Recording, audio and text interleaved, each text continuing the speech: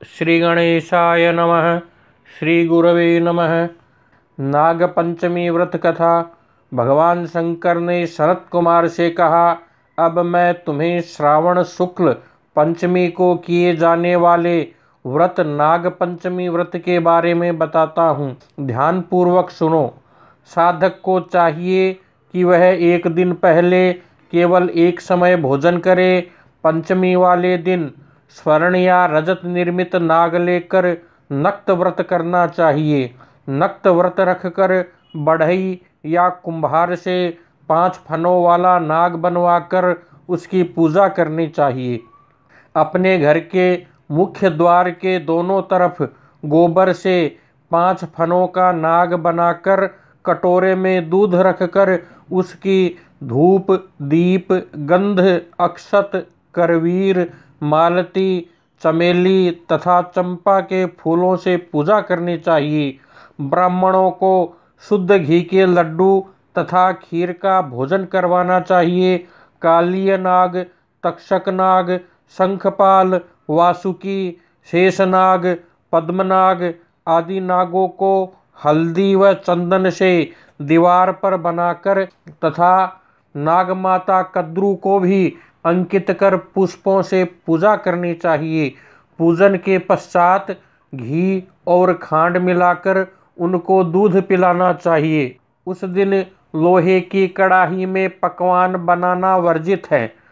गेहूं और दूध की खीर बनाकर भुने चने, धान का लावा और भुने जौ नागों को देने चाहिए एवं स्वयं भी उपरोक्त वस्तुओं का भोजन करना चाहिए। परिवार वालों को भी भोजन में यही वस्तुएं देनी चाहिए। सांपों की बांबी के पास गान वाद्य द्वारा उत्सव मनाना चाहिए। ऐसा करने वाले मनुष्य को जीवन भर कभी सर्प डसने का भय नहीं रहता।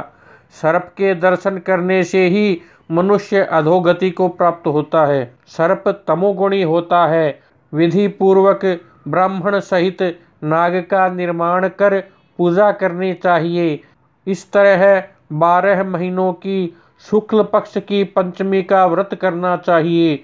वर्ष की समाप्ति पर शुक्ल पक्ष पंचमी को फिर से नागों का पूजन करना चाहिए। श्री नारायण जो सब स्थानों पर स्थित है, सब वस्तुओं को प्रदान करने की क्षमता रखते हैं, जो अपराजित हैं, उनको स्मरण कर निम्न वचन कहने चाहिए। हे प्रभु, मेरे वंश में हमारे पूर्वजों में से जो भी सर्पों के दंश से अधोगति को प्राप्त हुए हों, वे इस व्रत से तथा दान से मुक्ति को प्राप्त हो जाएं। इस प्रकार उच्चारण कर सफ़ेद चंदन युक्त चावल के पानी को भक्तिपूर्वक वासुदेव श्री कृष्ण के निमित्त जल में छोड़ देना चाहिए। इस प्रकार व्रत, पूजा और दान से साधक के वंश में सर्पदंश के कारण मरे होंगे या भविष्य में मरने वाले होंगे, हे सनत कुमार, वे सब सर्प योनि से मुक्त होकर स्वर्गलोक में पहुंच जाएंगे। इस प्रकार व्रत करने वाला अपने वंश का उद्धार कर शिवजी के सानिध्य में पहुंच जाता है।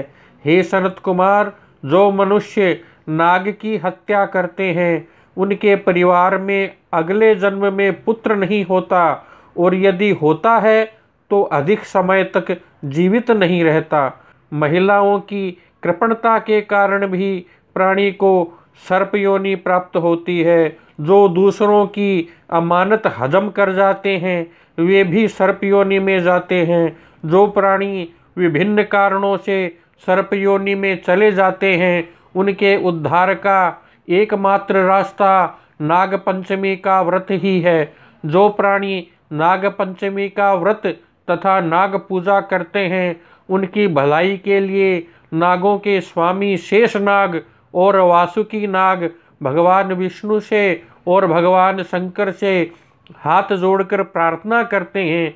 शेषनाग और वासुकी नाग की प्रार्थना पर भगवान विष्णु और भगवान शंकर उन लोगों की सब मनोकामनाएं पूर्ण करते हैं। वे प्राणी नागलोक में अनेक तरह के भोगों को भोग कर वैकुंठ लोक में जाते हैं। हरिओम तत्सत।